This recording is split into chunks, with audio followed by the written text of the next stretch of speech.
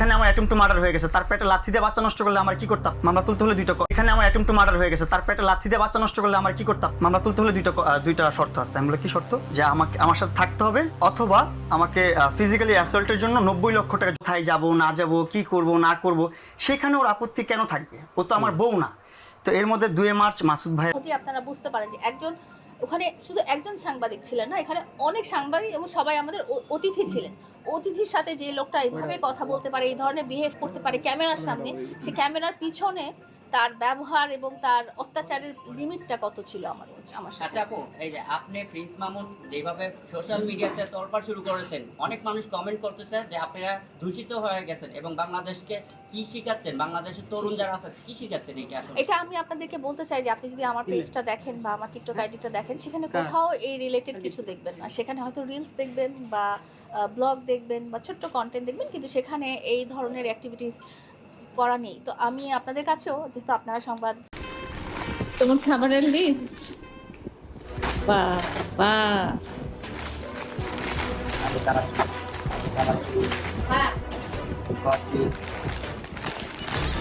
আমার favourite Sans chips, but আমার favourite flavour না। তোর ফেভারিট কোনটা? আমার নীল কালারটা মশলাটা ফেভারিট, তারপরে এটাও একটু মোটামুটি ভালো লাগে, একটু পছন্দ না?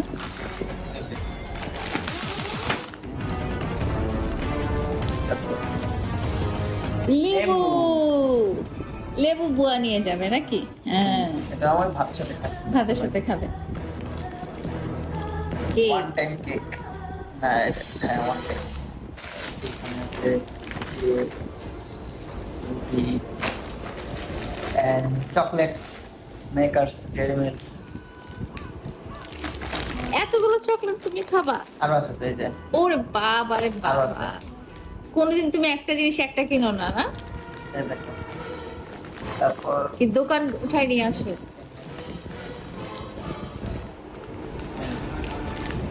ছোলা, এগুলো কি ক্যান ফুড? এই দেখো মুগ ডাল ভাজা, বাদাম, ভিতরে আবার লবণও আছে। ও এক্সট্রা লবণ দেওয়া।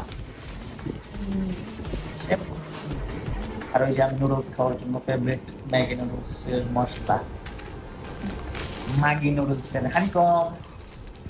ছোটবেলা খেতা না হানিকম? হ্যাঁ,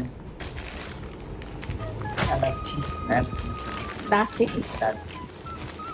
আজকে আছে এই কন্টেনারটা আছে, গুয়াভা এই জুস দেখো, গুয়াভা জুস, পেয়ারার জুস, পেয়ারা জুস, পেয়ারা গুয়াভা। গুয়াভা কি উদ্ভট কেন? বাংলা মিনিংটা গুয়াভা। গুয়াভা বাট এই পিঙ্ক পেয়ারাটা কিন্তু খেতে টেস্টি।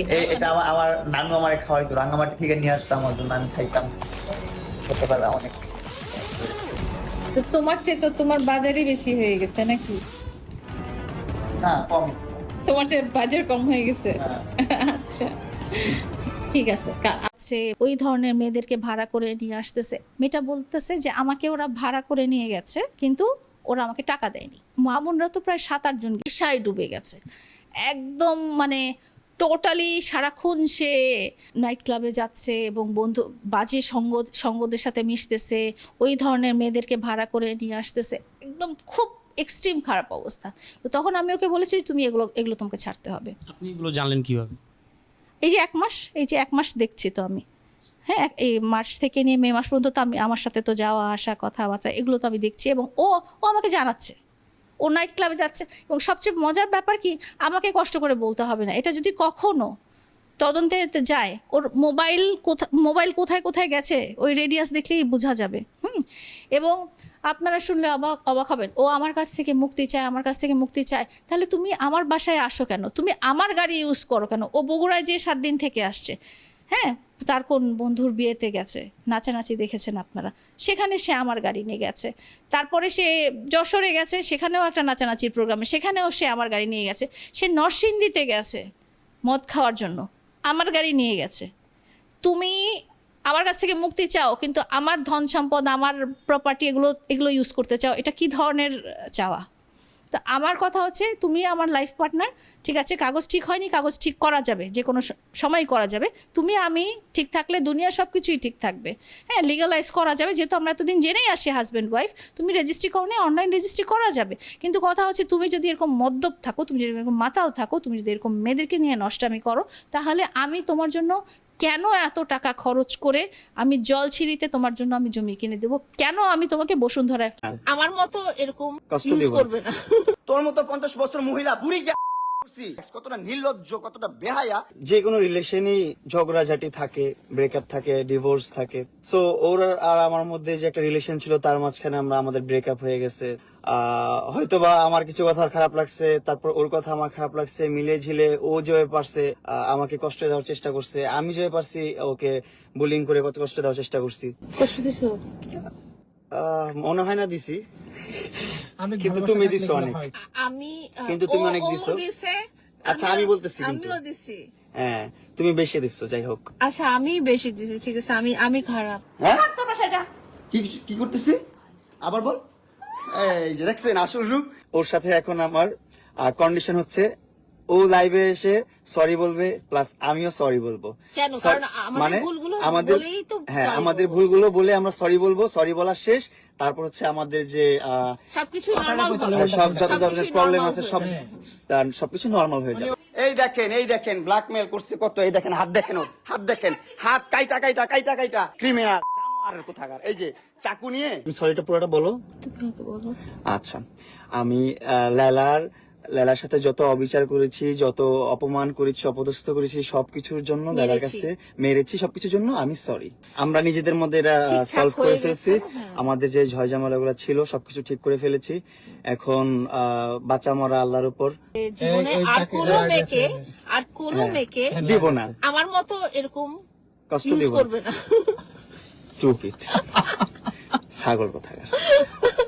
লেলাও বলছে যে আমাকে যে পরিমাণ মানে প্যারা দিছে বা মামলা মোকদ্দমার প্যাচে ফালায়া যে একটা কষ্ট দিছে, তারপর মিথ্যা কথা বলে একবারে মানিজ্যত একবারে ধ্বংস করে দিছে, সেটা আর কোনো ছেলের সাথে করবে না।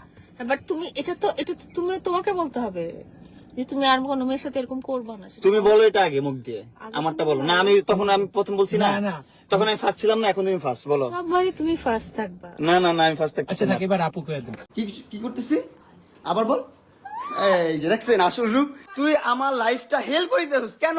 তোর মতো 50 বছর মহিলা বুড়ি কতটা নির্লজ্জ, কতটা বেহায়া। তুমি তোমার বেডরুমে আনছো, তোমার বেডরুমে অ্যাক্সেস। ভাই, আমার লাইফ। তুমি ডাস্টবিন।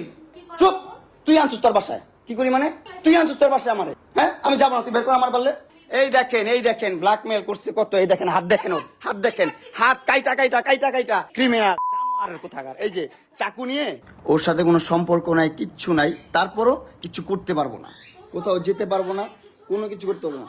শোনো, তোমার মতন মহিলা, তোমার মতো জঘন্য মহিলা আমি আমার লাইফে দেখি নাই। তোমার মতন জঘন্য মহিলা আমি আমার লাইফে দেখি নাই। বিশ্বাস করো, তুমি এতটা হিটলার।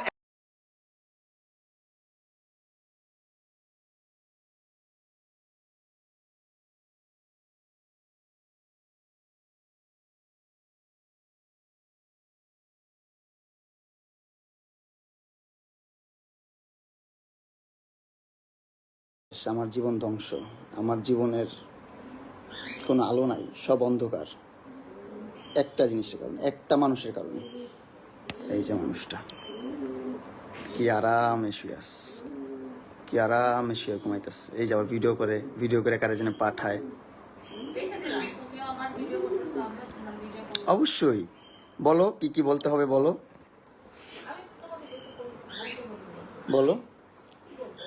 জীবনটা ধ্বংস করে দিচ্ছ আমার, তুমি আমার জীবনটা।